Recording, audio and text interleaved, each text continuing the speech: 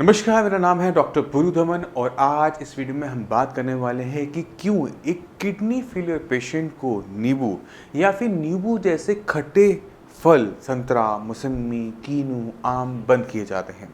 Patient के mind में बहुत सारे डाउट होते हैं। पेशेंट कहता है कि डॉक्टर साहब ने हमें परहेज़ में डाला है, बट ये नहीं पता होता ये परहेज़ हम क्यों दे रहे हैं, किस वजह से दे रहे हैं। तो इसी को कोशिश करेंगे इस वीडियो में क्लियर अप करने की, आपको बता सकें कि हम अगर आपको ये परहेज़ बता रहे हैं कि आपने खट्टा नहीं खाना, तो आपको पता होना चाहिए कि हम ऐसा क्यों कर रहे हैं। क्योंकि जितना ज़रूरी हमारे लिए जानना है, अब उतना ही ज़रूरी आप लोगों के लिए भी जानना हो गया है कि आप अपनी हेल्थ को कैसे ठीक रख सकते हैं, कैसे हम अपनी किडनी की हेल्थ को परफेक्ट रख सकते हैं।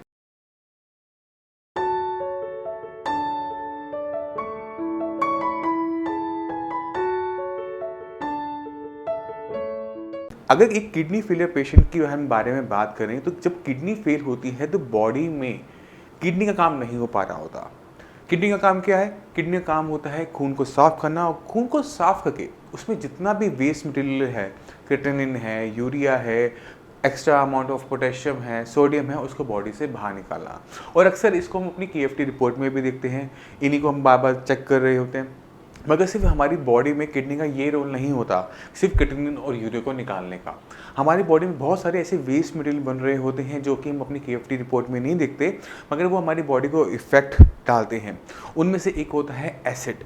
यानी जब हम कुछ भी खाना खाते हैं, हमारी जब बॉडी के सेल्स उसको कंज्यूम करते हैं, तो छोटा सा एक वेस्ट मटेरियल निकालते हैं जो है एसिड। ये एसिड हमारे ब्लड में सर्कुलेट होते हुए हमारी किडनी में जाता है, और किडनी जितना भी एसिड होता है उसको यूरिन के थ्रू बाहर निकाल देती है नॉर्मली। बट जब आपकी किडनी खराब हो जाती है या खराब होना शुरू होती है, तो किडनी का ये काम, जैसे वो क्रिएटिनिन को नहीं निकाल पा रही, यूरिया को नहीं निकाल पा रही, वो एसिड को भी नहीं पा रही होती। ये एसिड इकट्ठा होना शुरू हो जाता है, जैसे क्रिएटिनिन इकट्ठा हो रहा है। अब जैसे ही एसिड की मात्रा बढ़ती है, तो जो ब्लड का पीएच होता है वो एसिडिक हो जाता है, तेजाबी हो जाता है। अब आप खुद सोचो, ये अगर तेजाब आपकी किडनी में जाता है, तो आपकी किडनी के स्ट्रक्चर को और तेज़ी से नुकसान पहुंचाना शुरू करता है, क्योंकि वो ऑलरेडी डैमेज में है। तो इस डैमेज की कंडीशन, ये जब एसिड इकट्ठा होता है और हमारी किडनी को डैमेज करता है, इस कंडीशन को कहते हैं मेटाबॉलिक एसिडोसिस। अगर अब किडनी फेलियर का पेशेंट ऐसी कंडीशन के अंदर खट्टे फल खाएगा, नींबू, संतरा, कीनू, विनेगर ले रहा है, कोई भी खट्टी चीज़ लेता है, तो ये एसिड की मात्रा हमारे ब्लड में बढ़नी शुरू हो जाती है। और रिजल्ट क्या होगा? ब्लड का एसिड किडनी को और तेज़ी से ख़राब करेगा। और हम ये देखते हैं, अगर एक किडनी फेलियर का पेशेंट है, उसके लेवल जो हैं क्रिएटिनिन के 3.5 तक बहुत धीरे धीरे आते हैं, कई साल लगाते हैं। मगर जैसे ही 3.5 और 4 का लेवल क्रिएटिनिन का क्रॉस होता है, हम क्या देखते हैं कि क्रिएटिनिन की जो वैल्यूज़ है वो तेज़ी से बदलनी शुरू हो जाती है, बढ़नी शुरू हो जाती है, और उसको 4 से 8 होने में टाइम नहीं लगता, क्योंकि इसके पीछे कारण है मेटाबॉलिक एसिडोसिस। तो इस एसिड को ब्लड में रेगुलेट करने के लिए, कि ब्लड में एसिड एक्स्ट्रा ना जाए, इसी वजह से जितने भी किडनी फेलियर के पेशेंट होते हैं, उनके खट्टे फल, नींबू, संतरा, मौसमी, कीनू, आम, या फिर एसिडिक एसिड जिसे हम विनेगर भी कहते हैं, ये सारी चीज़ें, खट्टी चीज़ें बंद होती हैं।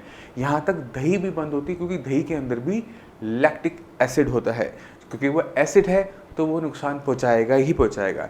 इस वजह से जितनी भी खट्टी चीज़ें हैं, एक किडनी फेलियर पेशेंट को पूरी तरह से बंद रखनी चाहिए, कि उसकी बॉडी में कोई भी ऐसी कंडीशन तैयार ना हो जहाँ पे उसकी किडनी तेज़ी से डैमेज में आनी शुरू हो जाए। अब सवाल ये उठता है कि अगर मेरे ब्लड में एसिड है, तो मैं इसे चेक कैसे करूं? क्योंकि हम क्रिएटिनिन को तो केएफटी में देख लेते हैं, यूरिया को भी हम केएफटी में देख लेते हैं, तो इसको भी चेक करने का कोई तरीका होना चाहिए। इसका तरीका ये होता है कि हम टेस्ट करवाते हैं सीरम बाइकार्बोनेट का। अब बाइकार्बोनेट है, वो एसिड का उल्टा होता है। तो अगर हमारी ब्लड के अंदर बाइकार्बोनेट कम है, यानी एसिड ज़्यादा है, और अगर बाइकार्बोनेट ऊपर है तो एसिड कम है। तो हम बाइकार्बोनेट की वैल्यूज़ को देखकर एसिड का आइडिया लगा लेते हैं कि हमारा ब्लड कितना एसिडिक है। तो आप अगर किसी लैब में जाते हैं, अच्छी लैब में जाते हैं, वहाँ पे कहेंगे कि केएफटी के साथ साथ मेरा सीरम बाइकार्बोनेट का टेस्ट कर दो, तो आपको आराम से वो टेस्ट हो जाता है। और जो इसकी नॉर्मल वैल्यूज़ होती हैं, वो तकरीबन होती है 22 टू 29। अगर आपका बाइकार्बोनेट की वैल्यूज़ इस रेंज में आ रही हैं, तो आपके ब्लड में एसिड एक्यूमुलेट नहीं हो रहा। अगर आपकी बाइकार्बोनेट की वैल्यू इससे नीचे आ रही है, यानी अगर मान लो कि 15-16 आ रही है, यानी हमारे ब्लड के अंदर एसिड की एक्यूमुलेशन चल रही है, और इस कंडीशन को हम कहेंगे मेटाबॉलिक एसिडोसिस। और इसको रोकने का तरीका बहुत आसान होता है। आपने अपने घर के अंदर, अपने किचन के अंदर बेकिंग सोडा देखा होगा, जो कि हम काफ़ी सारी चीज़ों को बनाने में हेल्प लेते हैं, चाहे वो ब्रेड है, चाहे वो किसी भी चीज़ की फर्मेंटेशन हो, हम बेकिंग सोडा का यूज़ करते हैं। ढोकला बनाने में भी बेकिंग सोडा का यूज़ होता है। तो ये जो बेकिंग सोडा होता है, इसका यूज़ हम एक चीज़ में और में भी करते हैं, और वो है इनो में। आपको जब पेट में जलन होती है तो आप क्या करते हैं, इनो का एक पैकेट लेते हैं, खोलते हैं और उसे हम ले लेते हैं। अब इनो के अंदर दो चीज़ें होती हैं, उसके अंदर एक थोड़ा सा सिट्रिक एसिड होता है, और उसमें होता है हमारा बेकिंग सोडा। जब हम पानी में डालते हैं तो वो झाग बना देता है, हमें ये झाग नहीं चाहिए होती, क्योंकि इसमें सिट्रिक एसिड जा रहा है। तो हम सिट्रिक एसिड को इनो से निकालें तो क्या बच गया, बेकिंग सोडा। ये जो बेकिंग सोडा है, ये हर किडनी फेलियर पेशेंट को लेना चाहिए। अगर आपके लेवल कम है तो कम मात्रा में, अगर आपके लेवल ज़्यादा है तो थोड़ी सी ज़्यादा मात्रा में हमें लेना चाहिए, क्योंकि ये किडनी को बचाए रखता है, ख़राब होने से रोके रखता है। अगर कोई भी किडनी फेलियर का पेशेंट इसका सपोर्ट हटा देता है, नोडोसिस का, सबोसिस का, या सोडियम बाइकार्बोनेट बेकिंग सोडा का सपोर्ट हटा देता है, तो मेटाबॉलिक एसिडोसिस बॉडी में एक्टिवेट हो जाता है और किडनी को तेज़ी से ख़राब करना शुरू कर देता है। तो आज आपने क्या करना है, आपने आज गूगल खोलना है, गूगल पे लिखना है मेटाबॉलिक एसिडोसिस, और इस मेटाबॉलिक एसिडोसिस के बारे में पूरी पढ़ाई कर लेनी है। कुछ मेडिकल वर्ड्स होंगे, समझने में मुश्किल होगा, मगर आप उसे आसान भाषा में, क्योंकि मैं आपको समझा चुका हूँ, तो अब आपको इतनी मुश्किल महसूस नहीं होगी। तो अपनी मेटाबॉलिक एसिडोसिस को अच्छी तरीके से समझने की कोशिश कीजिए। और जब आप श्रेयास में आते हैं, साइंस इंजीनियरिंग में आते हैं, आपके खट्टे फल, खट्टी चीज़ें बंद करवाई जाती हैं, तो आपको पता लग जाएगा कि हम ऐसा आपके साथ क्यों परहेज़ करवा रहे हैं।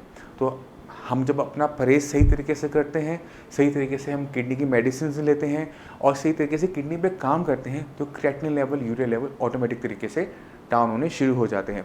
तो मैं जाते जाते अब आपको कुछ पेशेंट के साथ छोड़ जाता हूँ।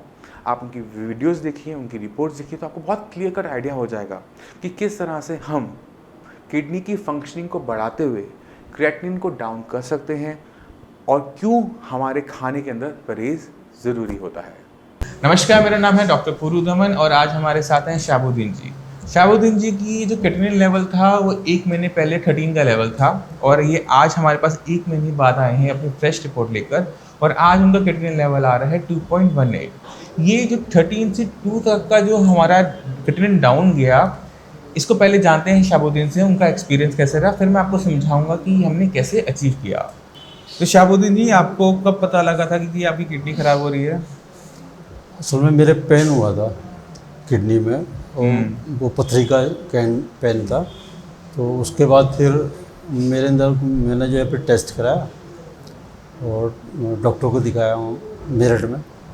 वहाँ दिखाने के बाद में पता चला कि वो रिपोर्ट जब आई तो वो क्रिएटिनिन जो है वो काफ़ी बड़ा हुआ था। कितना था उस टाइम में लेवल? उस टाइम 7.8 था। 7.8। हाँ, फिर 2 दिन के बाद ही फिर दोबारा टेस्ट हुआ तो फिर 11.8 हो गया था। अच्छा, जब आप साइंस इंजीनियरिंग आए थे तब लेवल क्या थे? जी, साइंस इंजीनियरिंग आए थे तब आपके क्रिएटिनिन का लेवल कितना था? हाँ, उस वक्त जब यहाँ हम आए तो उस वक्त नहीं 13 था। 13 के आसपास आपका लेवल था। हाँ, 13 हो गया था। 13 का लेवल था हमारा। और तो डॉक्टर्स ने कुछ बोला होगा जब आपके लेवल इतने बढ़ रहे थे, कुछ बताया था कि क्या करना है? हाँ, उन्होंने तो डायलिसिस बताई थी। डायलिसिस करने के लिए आपको बोल तो हम वहाँ डायलिसिस न करा के फिर हम आपका पता लगा। ओके। तो फिर हम यहाँ आपके पास आए, और फिर जब दवा शुरू हुई तो जब मैं यहाँ आया था पहली बार तो उस वक्त वीकनेस काफ़ी थी, और पीलापन था चेहरे पे भी काफ़ी। लेकिन जैसे ही मतलब 2-3 दिन दवा खाई तो 2-3 दिन में काफ़ी मतलब क्या चेंजेस नजर आए थे आपको? हाँ, एक तो मुझे जो है मैं खाना जो है बिल्कुल कम खा रहा था। अच्छा। तो दवा जब शुरू हुई तो मुझे भूख भी लगना शुरू हुई। ठीक है। आधी रोटी से 1 रोटी पे आया, फिर धीरे धीरे भूख बढ़ती चली गई, तो चेहरे का रंग भी बदलना शुरू हुआ। और फिर जो है जब टेस्ट कराया क्रिएटिनिन तो काफ़ी कम हो गया बीच में। कितने दिन बाद आपने टेस्ट करवाया था? हमने कराया था 4 दिन बाद 4 दिन तो 11 पर आ गया था। 4 दिन में 13 से 11। 11 पे। और उसके बाद फिर दोबारा टेस्ट बीच में और करवाए थे? हाँ, बीच में भी कराया टेस्ट। फिर कितना आया था नेक्स्ट टाइम? फिर ये 8 पे आया, फिर 5 पे आया। अच्छा जी। अभी कितना लेवल है? अब 1.18 है इस पर। 1.18। जी, 2.18 2.18 और ये 2.18 हमारा 13 से 2.18 कितने टाइम में गया? ये तकरीबन 1 महीना 7 दिन में, एक महीने नहीं, 7 1 महीने में हो गया था। एक महीने में एक महीने में हम 13 से लेवल हो गया 2। ठीक है, और अभी कुछ दिक्कत महसूस कर रहे हो शरीर के अंदर? ये अब कोई दिक्कत नहीं है, कोई दिक्कत नहीं, ना। किसी टाइप की कंप्लेंट, कोई नहीं। दर्द? कोई दर्द नहीं है, दर्द नहीं है। हमने अब जब एक्सरे करवाया इसमें स्टोन भी नहीं आया इस बार, ना स्टोन भी नहीं आया है। ठीक है, तो आपका ये जो एक्सपीरियंस रहा है सांस इंजीनियरिंग के साथ कैसा रहा? बहुत बढ़िया एक्सपीरियंस रहा और इससे हमें बड़ी मतलब खुशी हुई, और मैं दूसरे लोगों को भी यही मशवरा दिया जो इससे मतलब पीड़ित हैं हाँ। कि भाई आयुर्वेदिक में आए, और आयुर्वेदिक में जो इसका इलाज है वो एलोपैथिक में हमें नहीं मिला, मतलब हमें डायलिसिस भी बताया सीधा, लेकिन डायलिसिस से बच के हम आपके पास आए हैं, और हमें मतलब है कि हम किसी से पता भी चला था आपका पता जो है डॉक्टर पूधवन का। डायलिसिस तो एक बहुत ज़्यादा तकलीफ-देह प्रोसीजर है, लेकिन इसमें हमें सिर्फ दवाएं रेगुलर खानी है, परहेज करना है, तो हमें 1 महीने में हम इतना दोनों जल्दी- चीज़ों में फ़र्क है। जी। अगर हम डायलिसिस करवाते तो सिर्फ खून साफ होता, जी जी किडनी वैसी की वैसी रह जाती। जी जी जी हमने खून ना साफ करवाकर किडनी को पसंद किया, हमने किडनी पे काम किया।